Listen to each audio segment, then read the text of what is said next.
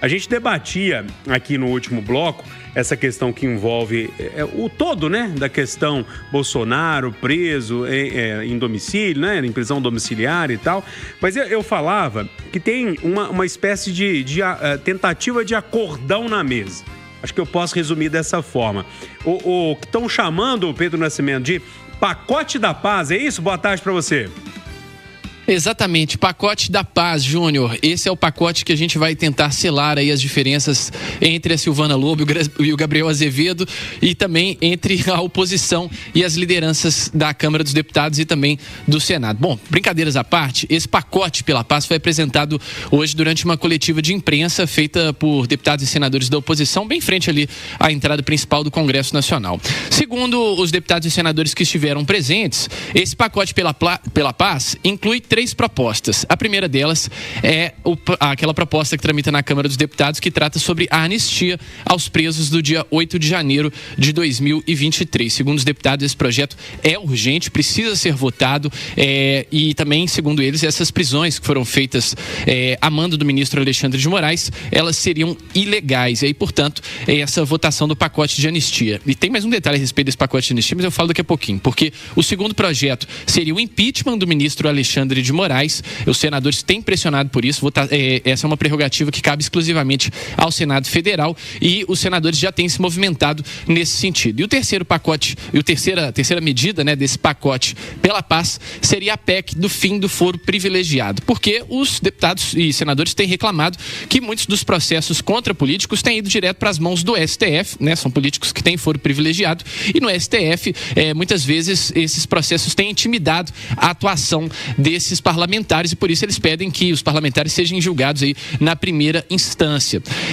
Quem falou nessa coletiva também foi o deputado Altineu Cortes, ele que é do PL do Rio de Janeiro e ele é vice-presidente da Câmara dos Deputados. E ele deu um recado muito claro às lideranças. Ao presidente da casa, Hugo Mota, falou que na ausência de Hugo Mota, caso Hugo Mota faça alguma viagem ou precise se ausentar e deixe ele na presidência, durante sua gestão ele vai pautar a anistia mesmo contra a vontade do presidente Hugo Mota. Claro, o Hugo Mota ainda não respondeu, mas esse é o pacote pela paz, pacote da paz, né? Apresentado pelos senadores, deputados de oposição. A gente sabe que há uma movimentação muito forte contra o ministro Alexandre de Moraes e eles pretendem esquentar esse debate agora, fazendo uma obstrução a toda e qualquer votação que for ocorrer nos próximos dias, agora com o Legislativo voltando a funcionar a partir dessa terça-feira. Júnior, volto com você. Pedro, obrigado pelas informações. Só para um ponto só, Pedro, porque eu tô com a minha cabeça aqui, claro, matutando essa história toda. Quando você tem um acordo, né? Sei lá, a Silvana e o Gabriel chegaram num acordo aqui no final do primeiro debate, um para um lado, outro para outro. Depois não acho que é mais ou menos esse caminho. Um cede de um lado, outro cede do outro. Pelo que eu estou entendendo, nesse pacote da paz, só um lado cede ou eu estou enganado? Não, tem que saber paz para quem, né?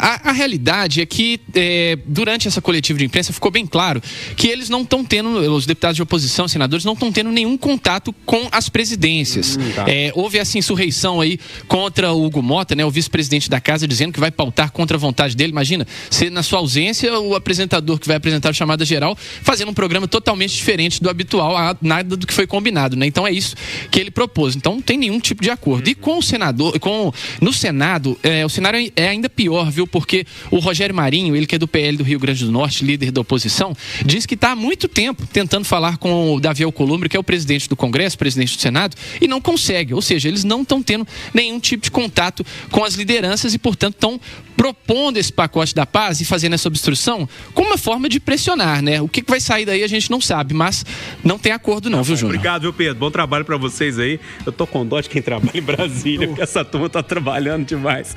Bom trabalho para vocês aí. E aí, Silvana, a proposta é anistia, ou seja, né, como é que eu vou dizer, perdoar os crimes ali de quem foi preso no 8 de janeiro, impeachment do Alexandre de Moraes e terminar com essa questão do foro privilegiado, ou seja, esses alguns políticos voltarem a ser julgados lá pela primeira instância, porque aí você tem a segunda ainda, pode ir para o STF, sim, aquela história toda. É o caminho?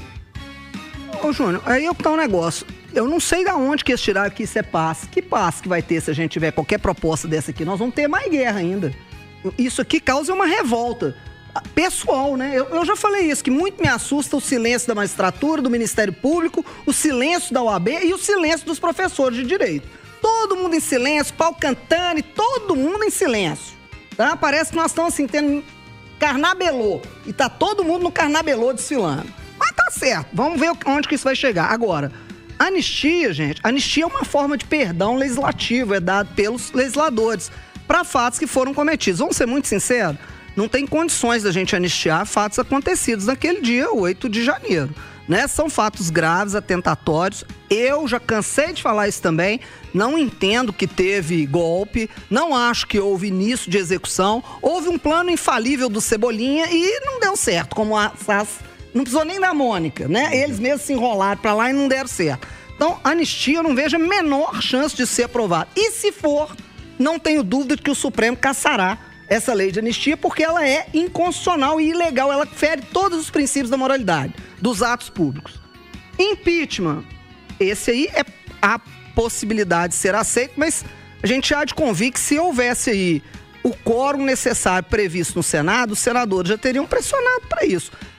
A gente não tem na história, né, casos desses. Bom, eu não acredito no impeachment. Agora, com relação à PEC do fim do foro privilegiado, isso já deveria ter sido feito há mais tempo, porque eu comecei falando isso. É um absurdo a gente gastar tempo, o Supremo, que é a nossa Corte Constitucional, se servindo de vara de primeira instância. Agora, nós já sabemos do resultado, porque se o Ministério Público vier recorrendo, se isso chegar até Brasília, nós já sabemos do resultado de Brasília. Demora um pouquinho, mas chega. E aí eu só te falo uma coisa.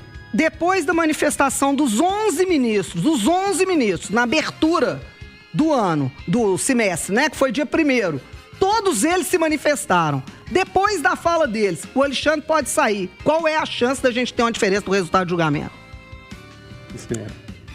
E aí, Gabriel, esse acordão aí?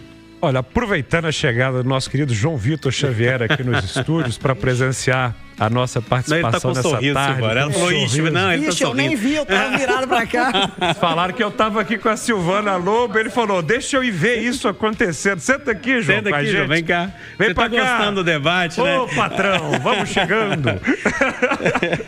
Você tá bom, João? Dá boa tarde aí pro seu público. Boa tarde. Eu não sei nem o que estava sendo debatido. Ai, que eu tava bom. numa reunião. É tranquilo o assunto da anistia. Qual que é a sua opinião? Juntos, eu falei assim, olha, vai ser animado. Tá animado, viu, João? Já dei boa tarde, deixa eu me retirar. Ô, João. Obrigado, João. Bom te ver. Valeu, João. Ah, meu Deus, como é que manter a seriedade num negócio desse? Gente, olha só, você que tá me escutando aí, tem uma coisa que eu falo sempre pros alunos em sala de aula, quando a gente tá aprendendo sobre política. E aí muita gente fala assim, ó, o contrário de guerra é paz. Não é. O contrário de guerra é política. Uma maneira da gente resolver as nossas diferenças sem sair no tapa. Muita gente tá brincando aqui, é porque justamente a Silvana Lobo, no passado aqui na rádio, brincou, eu depois fiquei sabendo, esse vereador, se ele falasse isso comigo, eu dava nele um tapa. Errado ela não tava, não. Mas, quando o tapa entra em sala... Eu tava nessa bancada, tá, Gabriel? Quando o tapa entra na roda, a política ficou para trás. Política é você discordar, ser duro nos argumentos, falar algo completamente o contrário do outro, mas permanecer no âmbito do processo da fala. O que a gente viu em Brasília? Vamos lá, gente. Eu sempre tive, assim, repulsa quando eu vi o MST invadindo a sede do Embrapa e quebrando pesquisa que foi paga com o dinheiro do povo brasileiro. O que você que está me ouvindo acha da sua casa, que você pagou aí com o seu dinheirinho a sua geladeira, a sua estatuazinha, a sua imagem de Jesus Cristo? Imagina que está lá uma imagem na sua casa, você pagou por ela, aí entra alguém, porque discorda de você, porque brigou com você, porque te acha, assim, uma pessoa imprestável, entra na sua casa e quebra tudo. Quando aqueles vagabundos entraram na nossa casa, Brasília é a nossa casa, é a casa do povo brasileiro. Quem acha que aquilo é do presidente, dos senadores, dos deputados, dos ministros, não frequentou as nossas aulas sobre o que é democracia. Aquela nossa casa. Quando eles quebraram o Planalto, o STF, o Congresso, quando rasgaram um quadro do Portinari, quando jogaram no chão um relógio de Dom João VI, aquilo ali não é lutar pelo Brasil. Aquilo é dilapidar o nosso patrimônio. Tem de ser punido. E é muito mais grave do só quebrar um patrimônio. Porque eu que sou ordeiro, respeito lei e ensino direito, não posso concordar com isso. É mais grave do que só quebrar. Porque depois, gente, que o Getúlio foi eleito em 50, tinha muita gente que não concordou. Achava que ele não podia subir. Depois que o JK foi eleito em 55, muita gente não concordou. Achava que ele não podia assumir, foi pra rua quebrar tudo. Em 60, quando o Jânio foi eleito, muita gente não concordou, foi pra rua quebrar tudo. E nessas 3 vezes não foram punidos. Quando chegou 64, foram pra rua e conseguiram. Então, me desculpa a doutora, o plano pode ser do Cebolinha, mas ainda é um plano. Sorte a nossa que quem tentou é imbecil. Sorte a nossa que quem tentou é idiota. Imagina se não fosse. E tem que punir porque de grão em grão, galinha enche o papo. De tentativa em tentativa, golpe vem. Isso é sério. Sabe o que eu escuto muito, doutor? Porra, mas o INSS é grave. Bandido que rouba idoso e aposentado tem que estar na cadeia. Já falei isso aqui. E o criminoso da rua, o homicida, tem que estar na cadeia, punido. E é claro que a dificuldade e a lentidão da justiça brasileira nesses casos revolta as pessoas na hora que ele acha, pô, mas o outro que quebrou uma vidraça vai ser punido? É porque sem democracia e Estado de Direito, os outros todos não são. Por isso que é mais grave. Porque sem democracia, a gente escuta, Júnior, esses absurdos aqui, ó. Quer dizer, então, que um ex-presidente da OAB sugeriu bala na nuca. Bala na nuca é coisa de ditadura. O que eu quero para criminoso é devido processo legal e cumprimento de pena. Se possível, ressocialização, porque eu sou um democrata e vendo outros caras perdendo as estribeiras, eu não vou perder as minhas, porque senão eu me igualo. Então, me desculpa. Isso que está ali como ideia de paz, longe de ser paz, também não é guerra e tampouco política. Não vai ter anistia. Quem fez errado vai punir. Para ter impeachment, não precisa de Estados Unidos e não precisa de acordo, precisa de voto. São 81 senadores. O presidente tem que abrir e 54 tem que votar sim. Esses dias, vi um senador falar isso. Gente, não precisa de Estados Unidos, claro que não. Precisa só de voto. Ano que vem as pessoas vão para a urna escolher seus senadores. Questionem, antes de votar em qualquer um, qual é a opinião deles.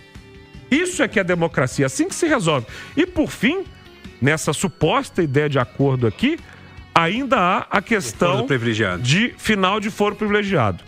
Eu vou concordar parcialmente com a doutora, no sentido... Com a Silvana? Por favor, parar com esse trem. Doutor. Eu tô achando que eu sou meretíssimo aqui daqui a pouco. Vou concordar com a Silvana, minha amiga Silvana, parcialmente, em que eu tenho profundas críticas ao Supremo Tribunal Federal. Quem quiser ficar curioso para entender quais são as críticas que eu faço, é só ir agora lá no meu Instagram, @GabrielAzevedo. Eu listo tudo que eu considero como professor de direito constitucional que está errado. É muita coisa. Mas não é pessoalizado, não é xingando as pessoas, é argumentando. Mas tem uma coisa, doutor, que eu temo, considerando que é positiva a ideia de retirar o foro para aliviar o dia a dia. Mas eu não gosto da ideia de que um político corrupto vai cair na mão de um juiz mais fácil e maleável de ser influenciado no julgamento dele. Esse é meu temor.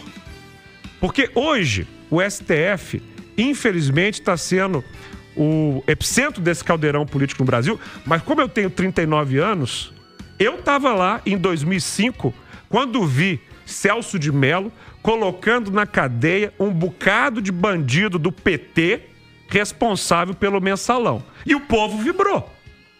E todo mundo celebrou. Porque se não fosse o STF julgando o mensalão, não tinha gente presa. E Genuíno ficou preso muito tempo, Dirceu ficou preso muito tempo, todos foram cumprindo as suas penas. Por quê?